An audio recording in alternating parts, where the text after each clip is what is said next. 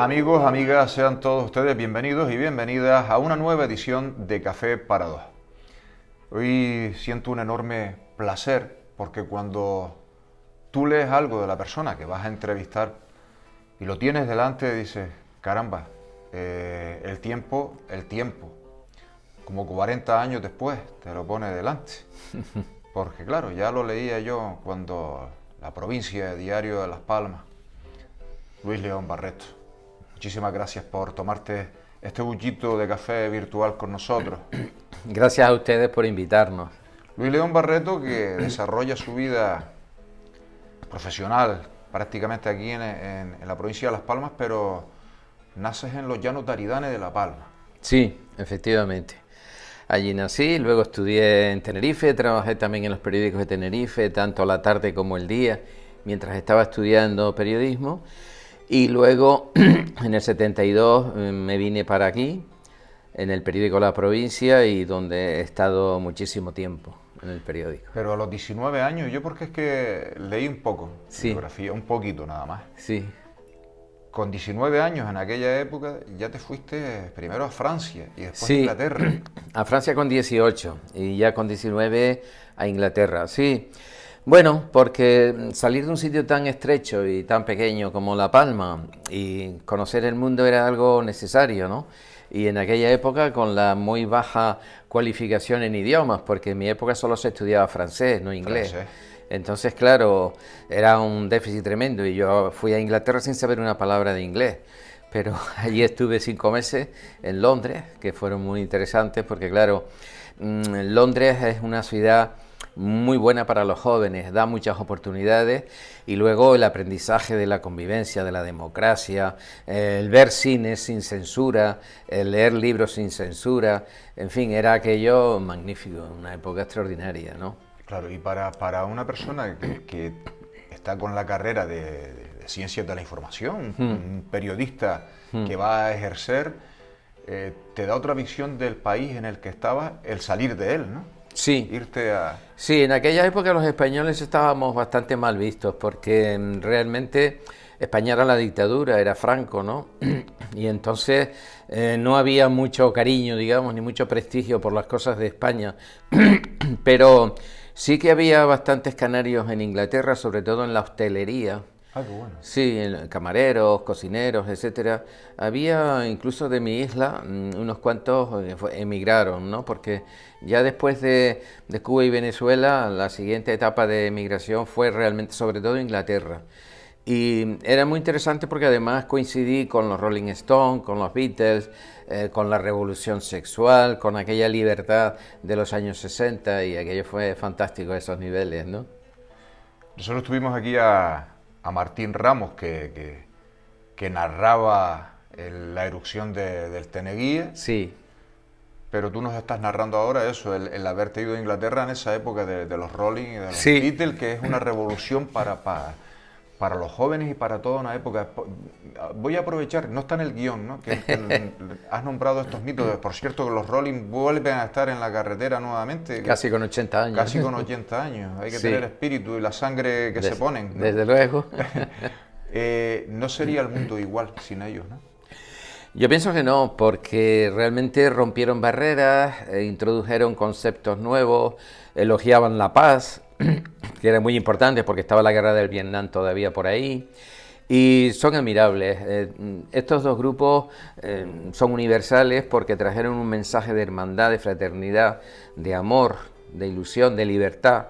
Y en ese sentido son inolvidables. Y además yo tuve la suerte nada más llegar allí a Londres, había un gran concierto en el Hyde Park, 250.000 personas, porque había muerto el guitarrista Brian Jones, supuestamente de una sobredosis, cayó en una piscina y murió. Y entonces hubo un homenaje allí en el Hyde Park y yo estaba tan asombrado, pero a base de codazos y de empujones llegué a estar a 3 metros del escenario, es decir, que fue una etapa maravillosa en ese sentido, como experiencia humana, ¿no?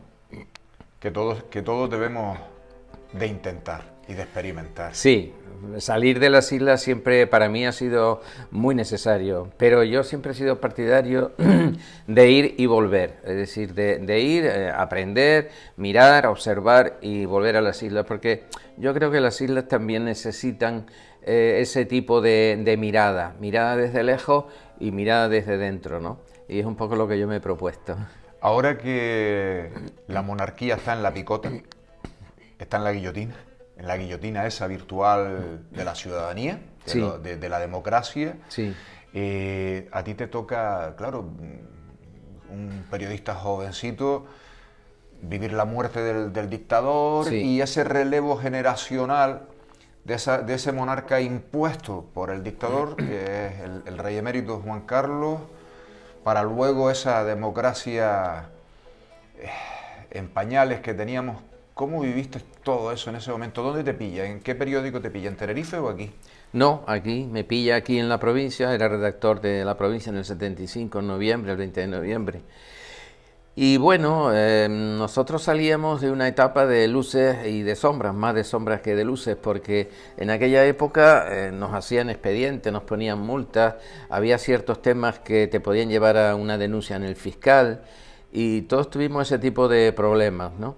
Entonces, teóricamente, muerto Franco, vendría la libertad. Tardó un poco en consolidarse porque la Constitución ya hubo que esperar hasta el 78, pero bueno, lo cierto es que España cambió de manera radical. El cambio sobre todo fue cuando ganó el Partido Socialista en el 82. En los años 80 fueron los verdaderos años de la libertad, de la movida de Madrid, de la explosión juvenil, etcétera, etcétera, y de la libertad de prensa ya asumida a fondo, ¿no? Con revistas satíricas que atacaban y que hacían chistes de los políticos, etcétera, etcétera, que nos Como parecían. el jueves, yo me acuerdo del Sí, jueves, ¿no? magnífica revista, magnífica, ya lo creo. Sal y pimienta. Sí, y interview con sus grandes reportajes de denuncia con José Luis Morales, que era un gran canario que escribía sobre Simas y Námar y otras cosas, ¿no? O sea, sí, sí. Un gran reportaje. Me vuelvo a saltar el guión porque estoy aprovechando que estás aquí. Sí. Yo recuerdo que empecé a trabajar muy jovencito y que secuestraron una interview que se hablaba de Araña del Toro. Sí. Bueno, claro, las corrupciones del sur de Gran Canaria, en aquella época, todo lo que giraba en torno al turismo, pues eso a mí me dio incluso para escribir una novela, Los días del paraíso. Empezaba el despegue económico y el despegue turístico y también paralelamente esa lucha por el poder entre los distintos grupos que había que intentaban controlar el negocio, muchos alemanes por medio y también canarios, digamos, de las altas esferas. Sí, fueron unos años bastante movidos, los 80, no cabe duda. Hay que vivirlos y tú los viviste. Y además los viviste antes apuntabas un dato muy importante porque hoy los jóvenes eso lo desconocen, ¿no? Sí. Esa sensación de estar constantemente en el alambre cuando escribes, ¿no? Es decir... Claro, lo que tienen las dictaduras es eso, ¿no? Que hay una persecución de las ideas y entonces tienes que ir con mucho cuidado, escribiendo entre líneas. Y claro, también se hacían reportajes muy comprometidos, por ejemplo, sobre los tomateros del sur, eso fue un tema social tremendo aquí en Gran Canaria, ¿no? Y anteriormente en Tenerife también hacíamos cosas muy atrevidas, como cubrir la huelga de las guaguas que hubo en Santa Cruz en el año 70, las guaguas que eran de los Oramas, parientes de la Ana Oramas, y se quemaron 2 guaguas por parte de los trabajadores que estaban descontentos. En fin, hicimos la información y a los que la hicimos, Juan Cruz, Julián Ayala y yo, nos pusieron luego una multa de 100.000 pesetas. Que en aquella época era un dineral, porque supuestamente nos achacaban el haber contribuido a los desórdenes públicos, cuando realmente lo que hacíamos era una información lo más objetiva posible, ¿no? Pero bueno, son épocas, son cosas que de alguna forma te marcan, claro, porque era la época. Pero eso también curte y también educa, ¿no? No cabe duda, el haber pasado por esos trances, ¿no? ¿Es tu primer libro, Crónica de todos nosotros? Sí. ¿Tu primer trabajo Sí, eso publicado? fue premio Julio Tobar, efectivamente, es un libro de poemas. Realmente no soy poeta, solamente he hecho ese y otro que se llama Memorias de la Palma Edén. Lo que más he hecho han sido novelas, me parece que son 12 o 13, y también libros de cuentos. Ahora tengo el último, El volcán y otros cuentos, que acaba de salir. Y en definitiva soy un narrador, es decir, me gusta analizar la realidad de una manera realista, pero también con una simbología, ¿no? Porque no hay un realismo tal cual. El realismo siempre viene contaminado por otras cosas, por los sueños, por los deseos. Siempre hay un poco de ficción también, ¿no? Que la ficción siempre, la vida siempre va más allá de la ficción, o sea que la vida siempre te sorprende. Es que la siguiente pregunta, precisamente, Eh. va de cuánto hay de realidad y cuánto hay de ficción en esa obra de las espiritistas de Telde. Sí, bueno, de realidad hay muchísimo, hay el 80% porque realmente están contenidos los datos básicos del proceso, que tuve la suerte de que el profesor Joaquín Blanco, que era el director de los archivos provinciales, me dejó la documentación que él tenía en su poder y efectivamente la novela está construida en un plano literario, es decir, los Van der Walle nunca vinieron a Telde, sí eran una familia de origen de Flandes, de lo que hoy es Bélgica, nunca vinieron a Telde, pero sí vinieron a la isla de La Palma y se dedicaron al azúcar. Entonces lo que hice fue una transposición de personajes y el crimen sucedió en Telde, en la calle Juan Diego de la Fuente, muy cerca de la iglesia de San Gregorio. Y fue en su momento un hecho muy trascendental, porque salió en la prensa nacional, las grandes revistas de Madrid y Barcelona, pero también salió en la prensa extranjera, en Inglaterra salió bastante y en Francia. Entonces fue un caso que llamó mucho la atención, porque claro, fue una especie de contagio psíquico de toda una familia que practicaban determinados ritos del espiritismo, ¿no? Y aquí en Gran Canaria esos ritos del espiritismo tuvieron mucho desarrollo porque fueron traídos desde Cuba por los emigrantes que retornaban. Cuba lo cogió de Estados Unidos y nosotros lo cogimos de Cuba. Y aquí vino mezclado con cosas de la santería y todo esto, ¿no? Entonces, claro, en Telde esta familia acudían a un centro de investigaciones teosóficas, así llamado, en la ciudad de Las Palmas, en el barrio de San José. Entonces tuvieron ese contagio, hubo un personaje que yo en la novela llamo Juan Camacho, que es el que los adoctrinaba de alguna manera, y todos ellos cayeron en esa especie de trance muy loco y asesinaron a la chica más guapa de la familia, que yo la llamo Ariadna, no se llamaba así en la vida real obviamente, pero con esa simbología de que era la víctima inocente, porque era virgen. Cuando se hizo la autopsia se comprobó que era virgen, tenía, me parece que 21 años. Entonces, claro, fue un suceso muy tremendo.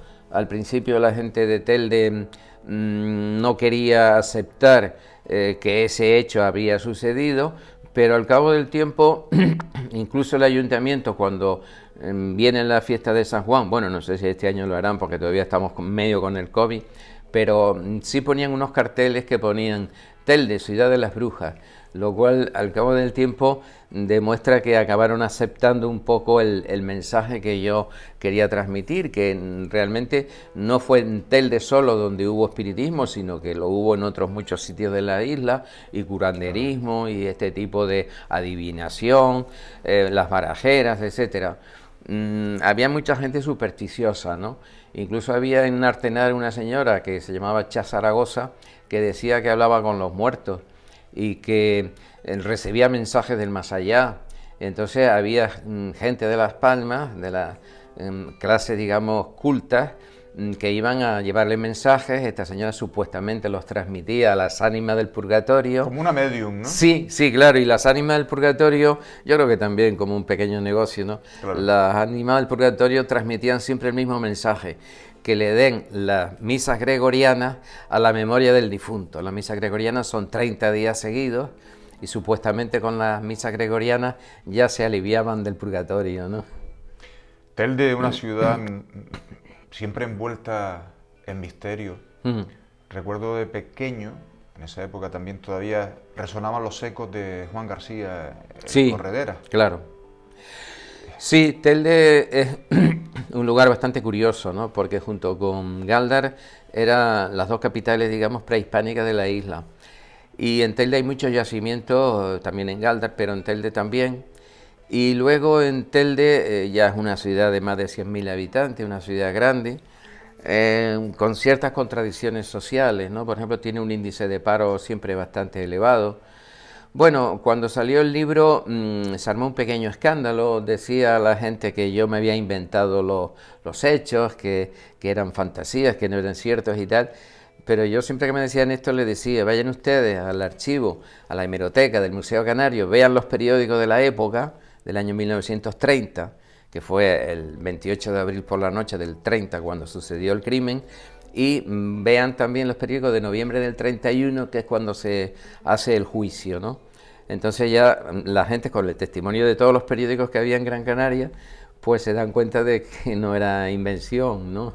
Claro, lo importante que es la hemeroteca, ¿eh? Fundamental, porque es la memoria escrita. Hoy en día todo es digital, pero en aquella época tenía que estar todavía escrito en papel, ¿no? Y uno de tus ensayos, que me llama poderosamente la atención, eso del Time y la prensa canaria en el siglo XIX, ¿no? Sí. Me imagino, porque es que, claro, yo sé que hay mucha influencia inglesa, sobre todo en esa etapa. Sí, pero no es inglés, la palabra no es inglesa, es guanche. El time. El time. El time. El time es una elevación del territorio, es un risco. El time, en lenguaje prehispánico, bereber, significa lugar alto. Es un mirador que hay en el Valle de Aridane. ¿Por dónde? Fíjate, menos mal que te hice la pregunta, ¿eh? Porque no, sí. Ignorantemente bueno, te digo el time, ¿no? Pero... Sí, cuando hice la tesina en Madrid para convalidar periodismo, Ciencias de la Información, los miembros del tribunal me decían, bueno, y esto del time, esto es la influencia inglesa. Digo, no es el time, es el time. El time. El time tiene mucho que ver con la masonería, y tiene mucho que ver, porque en La Palma hubo mucha masonería, y tiene mucho que ver con los emigrantes palmeros en Cuba. Porque en Cuba hubo una importante colonia de palmeros, había mucha emigración en esa época entre La Palma y Cuba, y ellos hicieron una recolecta para comprar la primera imprenta con la que se hizo el time y otros muchos periódicos después. Y fue una recolecta de los palmeros que estaban en Cuba, que mandaron un dinero y con eso se compró la imprenta, ¿no?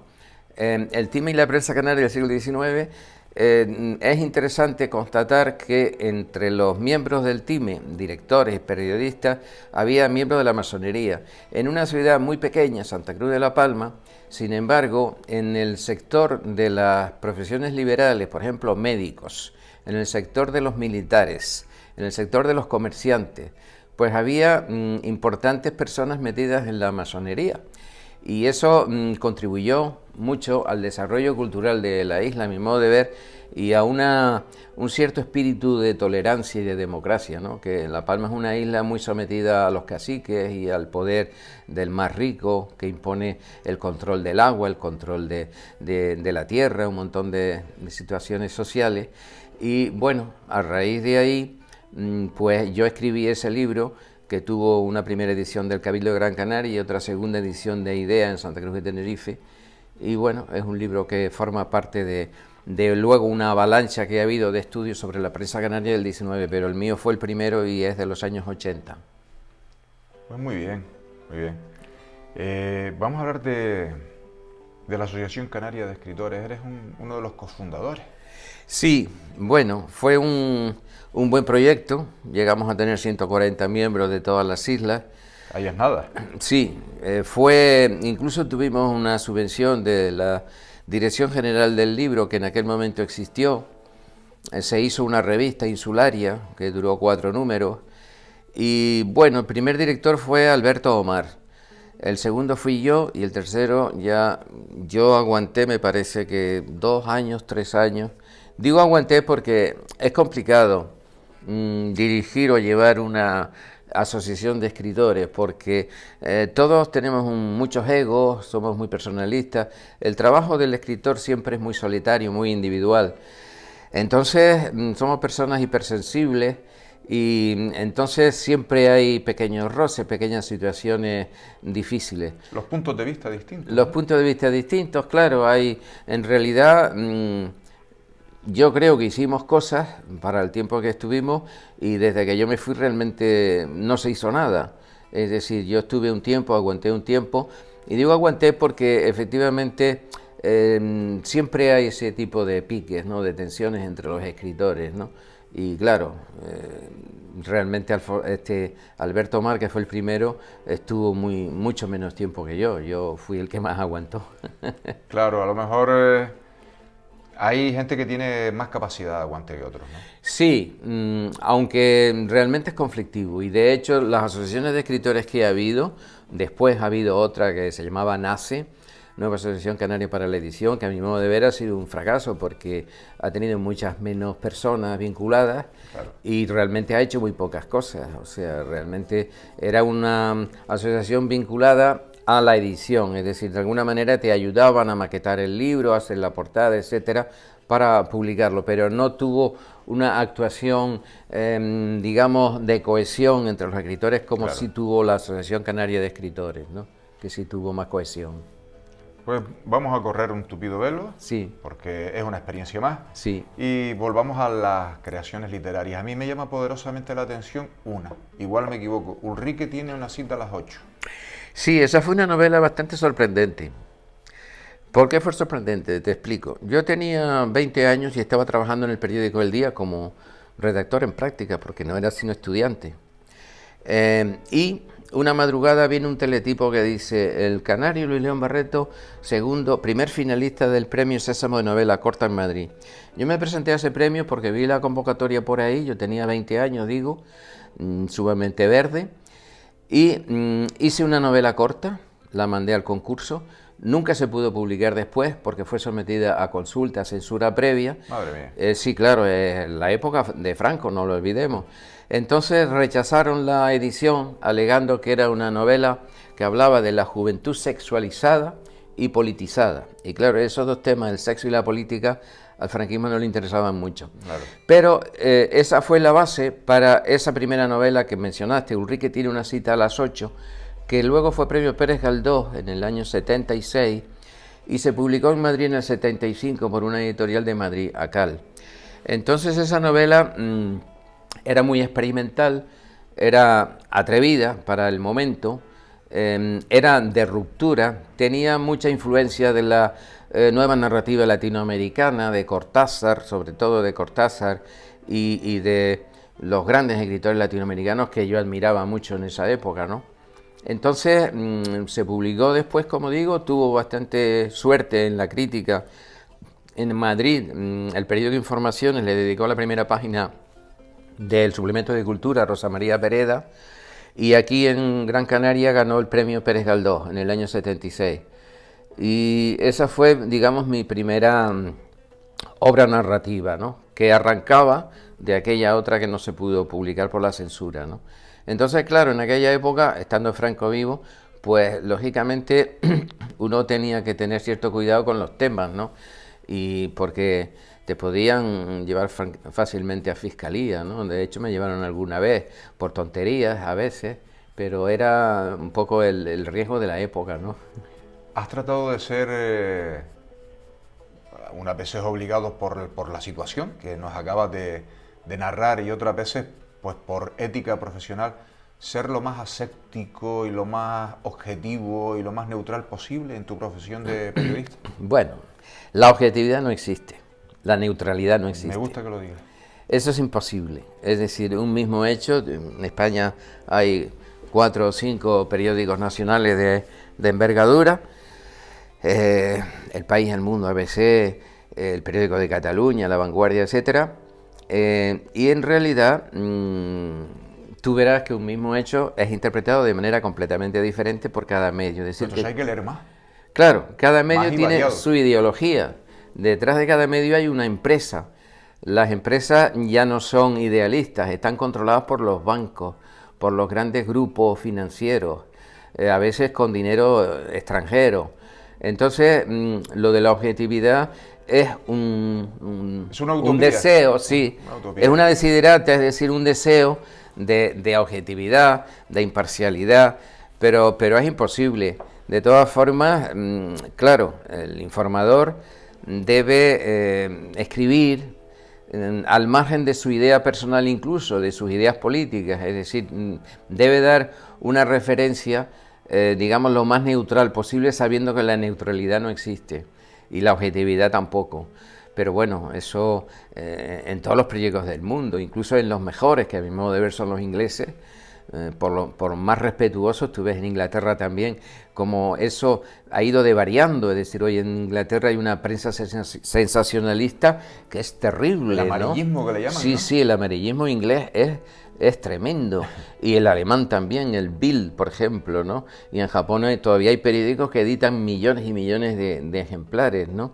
Pero bueno, aquí en Canarias yo creo que la prensa históricamente ha tenido un nivel bastante digno, y curiosamente en La Palma hubo 123 periódicos desde el Time hasta la Guerra Civil, porque había muchos intereses políticos contrapuestos, ¿no? Entonces cada grupo político procuraba tener un periódico, pero la isla de La Palma tuvo una floración periodística impresionante, de acuerdo con su pequeñez geográfica y con la poca población. La densidad demográfica, sí, ¿no? Claro. Caramba. Sí, es curioso, ¿no? Bueno, tenemos muchos artistas también, ¿no? En islas tan pequeñas como La Palma, ¿no? Sí, La Palma es una isla muy especial. Movimiento cultural. ¿Conociste el surgimiento de Taburiente, no? Sí, claro, eran amigos, Morera. Incluso sí, Morera y compañía. Bueno, Morera es un poco mayor que yo, pero sí, algunos de los miembros de Taburiente eran compañeros en el COU, en el preuniversitario, que se llamaba en aquella época, ¿no? ¿Y cómo surge? Pues surgen simplemente por el afán guitarrero juvenil de que, claro, en las islas la gente joven procura saber tocar la guitarra, ¿no? Que eso era fundamental y se ligaba mucho, ellos ligaban mucho con la guitarra.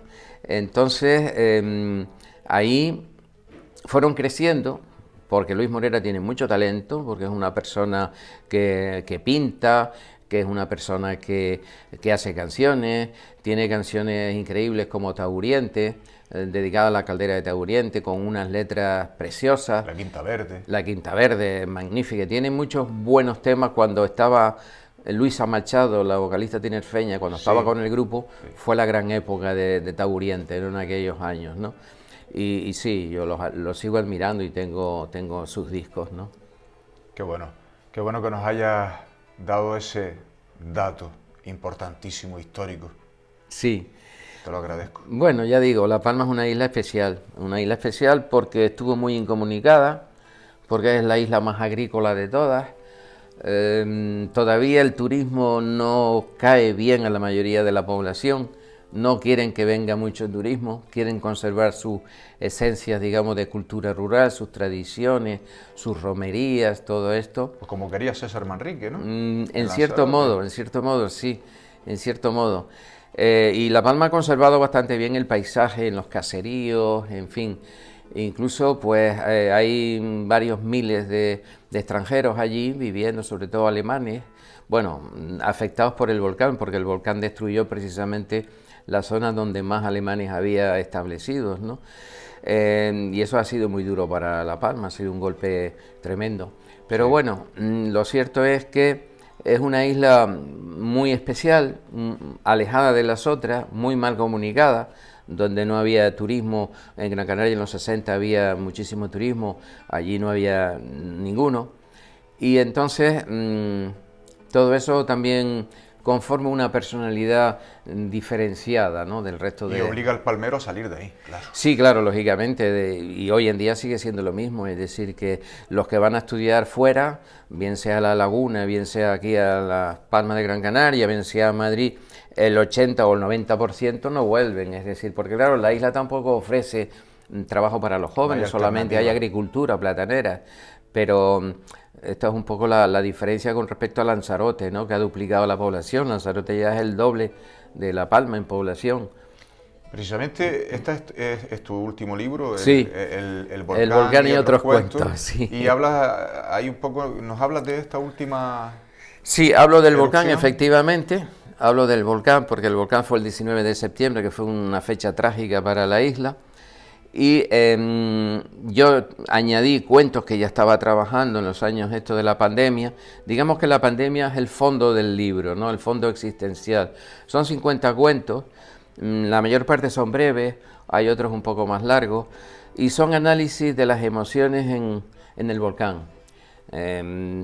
Hay algún cuento sobre violencia de género, hay algún cuento, hay uno que se titula Me caso con un robot, que es una parodia de lo que está ocurriendo en Japón, ¿no? Que tú te casas contigo mismo o te casas con un robot, haces una ceremonia, en fin, todo esto en esta sociedad tan hermética que es Japón, pues no cabe duda, tan tecnológica, nos llama mucho la atención, ¿no? Y en definitiva el volcán lo que vino a demostrar es que no tenemos seguridad, es decir, no estamos ya arraigados en una sociedad donde los valores son firmes, ahora todo es volátil, es efímero, es rápido, la tecnología hace que todo se dispare con mucha rapidez, son flashes, vivimos a base de flashes urgentes, rápidos, pero bueno, eso también tiene un contenido literario, ¿no? Y yo entonces en este libro trato de recoger ese espíritu de lo rápido. El vivir deprisa. El vivir deprisa, y como decía Bauman, el sociólogo, que estamos en una sociedad líquida, donde todo va para aquí, todo va para allá, los valores no son estables, ya no hay valores, los valores que teníamos antes ya no sirven, todo ha cambiado, las parejas han cambiado, la natalidad ha bajado muchísimo, estamos en una sociedad envejecida y sin embargo los ancianos no son bien vistos porque el sistema quiere primar a los jóvenes, que son los que consumen, pero la sociedad mundial cada vez va teniendo más años. Aquí en Canarias se nota mucho, en islas como El Hierro y La Palma, donde hay mucha población envejecida. Pero esto es la tónica también, y por eso vienen los inmigrantes. Necesitamos inmigrantes para mover la maquinaria económica. Claro. Para revitalizar. Para revitalizar. Me imagino que el libro ya lo habrías escrito cuando estalla, ellos lo llaman, no recuerdo bien el nombre, ¿no? Vladimir Putin le llama una introspección militar o algo así, en definitiva. Lo de la guerra de Ucrania, ¿no? Desnazificación, sí. Sí, desnazificación, casi nada. Casi nada. ¿A dónde vamos a ir, no? Sí, el futuro, hombre, yo creo que tienen que ocurrir cosas tremendas, como el cambio climático, que ya es incuestionable. Otra cosa que sucederá es que los humanos dejarán el planeta Tierra y se irán a vivir a otro sitio. No lo veremos fácilmente hasta dentro de 100 o 200 años, pero esto también introducirá un cambio de perspectiva muy fuerte, ¿no? Un cambio de perspectiva muy, muy terrible. En definitiva, el hombre está condenado a experimentar, a explorar, y eso porque tenemos un nivel de inteligencia que desde luego no tenían los dinosaurios, ni siquiera los homínidos de África, que estaban todavía en los árboles, ¿no? Esto introduce nuevas perspectivas y nuevos desafíos también, no cabe duda. ¿Dónde estabas cuando el hombre llegó a la Luna? Pues estaba en Londres. Creo recordar que fue en el mes de julio, no sé si el 14 o el 16, yo estaba en Londres y lo vimos en directo, bueno, de aquella manera borrosa, que lo daba la BBC, para mí la mejor emisora de radio del mundo, la BBC, y la mejor televisión también para mí, la BBC de Londres. Aunque tiene emisoras regionales en Escocia, en Gales, etcétera, también de mucha calidad. Y la verdad que era una cosa muy sorprendente, ¿no? Todo aquello, que luego fue cuestionado, se dijo que era un montaje, que lo hizo Stanley Kubrick, el director de cine, que en realidad el hombre no llegó a la luna, pero esto es lo mismo que decir que la pandemia no existe, que Donald Trump le robaron las elecciones, es decir, hay un negacionismo por ahí que yo no comparto, pero que tengo amigos que sí son fervorosos de esas teorías. Y bueno, tenemos que aceptarnos unos a otros. Unos son del Madrid, yo me siento más del Barça, y así, eso son cosas divertidas de la vida. La chispa del bueno, y ahora hay un derbi, ¿no? Sí, pues, interesantísimo. Que gane el mejor. Luis, ustedes en esa época, me fui hasta donde el hombre iba a la luna, al año 69. Sí. Porque claro, ustedes son jóvenes, te rodeas de gente universitaria, te rodeas de ese círculo de escritores y periodistas y tal. Se hacían la pregunta de ¿a dónde va a parar este mundo? ¿Cómo evoluciona la sociedad? No. ¿Te la imaginabas tal No. como está hoy? No, en aquella época los cambios eran lentos, paulatinos, suaves. Es decir, los periódicos tenían mucho apogeo, la radio tenía mucho apogeo, la televisión todavía estaba empezando, no había esa fiebre de cadenas privadas que hay hoy en día. Por supuesto que Internet no existía, por supuesto que los ordenadores tampoco existían, pero el mundo era más calmado y se suponía que la evolución iba a ser más lenta. Ahora, con esta tecnología, la evolución es muy rápida, a veces demasiado rápida, no llegamos a captar toda la rapidez con la que suceden las cosas y los cambios repentinos que hay de un día para otro. Y bueno, y tenemos cosas como la guerra de Ucrania que parecen inconcebibles en la Europa del siglo XXI, ¿no? Y tenemos esta pandemia extraña con un origen misterioso. Se supone que los chinos no han dicho toda la verdad, ni la van a decir nunca tampoco. Entonces, ahora todo está cogido como con alfileres, ¿no? Es decir, no hay nada constatable. Es todo cuestionable y sorprendente, ¿no? ¿Nuestros males son por la avaricia del hombre? Sí, bueno, el dinero, ya lo decía Shakespeare, ¿no? Los motores que hay en la vida, el sexo, el poder y el dinero, o el dinero, el poder y el sexo, es decir, los puedes intercambiar, son elementos de poder y son elementos que están ahí, es decir, de alguna forma todos estamos a expensas de el sexo porque es una cosa genética instintiva, ¿no? Y que nos obliga a estar en esa dinámica, digamos, ¿no? Sobre todo porque los hombres tenemos la desgracia de tener una genética que viene de los antiguos cazadores, ¿no? Que tú tenías que salir a cazar, a traer la comida, a matar un pequeño dinosaurio, supongo. Bueno, no había dinosaurios cuando surgieron los hombres, ya se habían extinguido, pero tenías que coger un jabalí o un ciervo o lo que fuera y llevarlo a la casa, ¿no? Entonces, supuestamente, los genes del hombre son los genes del cazador, del que tiene que salir a cazar. Y hoy en día eso se ha balanceado, ¿no? Porque, claro, las mujeres están empoderadas, que me parece muy bien, que ya era hora, y las mujeres son realmente las que deciden. Yo creo que van a tener mucho más poder en el próximo futuro y los hombres van a estar un poco más a expensas del poder de las mujeres, ¿no? Esto creo que va a ser así. Bueno, pues así será. Así será. Así será. Luis, ya por último, lo que quieras decir a la gente que nos está viendo. Pues muchas gracias por invitarme a este programa, que a veces veo que se da en emisoras así locales como Canal Norte y alguna más. Y bueno, yo pienso que estas televisiones locales están haciendo una labor muy fuerte porque están muy pegadas al territorio y porque te propician estas entrevistas tan largas que por supuesto en una televisión normal habría sido de 30 segundos, pues aquí hemos estado hablando mucho rato y bueno, gracias a ustedes por invitarme y ha sido un placer haber venido, gracias a ti también, por supuesto. El placer es nuestro, porque la verdad que hemos tocado unos temas... Infinidad de temas. Sí, que la gente además, hay gente que lo desconoce, ¿no? Sí. Y cómo se creó, y a mí que me encanta la música, y sobre todo lo nuestro, el que hayas hablado así de Taburiente, me quedo con eso, fíjate. Y de los sabandeños, porque yo estaba en el Paraninfo de la Laguna cuando los sabandeños hicieron su presentación que nos descolocó a todos en aquel año 68 o 69, me parece que fue en el 68, que realmente era sorprendente aquella visión coral del folclore canario, aquellos coros con veintitantos instrumentos. Un hombre de letras también. Sí, por supuesto, era redactor jefe del periódico El Día.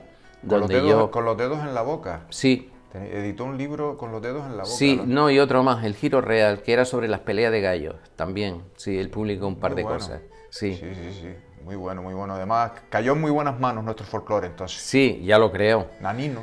Sí, por supuesto, Nanino con su espíritu emprendedor, tenderete, eso fue básico. pero los sabandeños y los gofiones, pero realmente el espíritu del Fidio fue tremendo, ¿no? Como creador, como adaptador, como reinventor del folclore canario. Pues les damos las gracias. Por supuesto. Muchas gracias. Muchas gracias, Luis León Barreto, por estar con nosotros y tomar este buchito de café. Muchas gracias a ustedes. Y ustedes ya lo han visto. Seguimos semana tras semana trayendo a la persona y al personaje, contando historias. En esta ocasión, Luis León Barreto nos ha traído una serie de documentos imborrables para nuestra memoria. Sigan estando ahí, siendo fieles a nosotros y sean felices, por favor. Hoy hemos tenido en este ratito de nuestro Café para Dos a un hombre cuyas vivencias a nosotros no se nos va a olvidar jamás.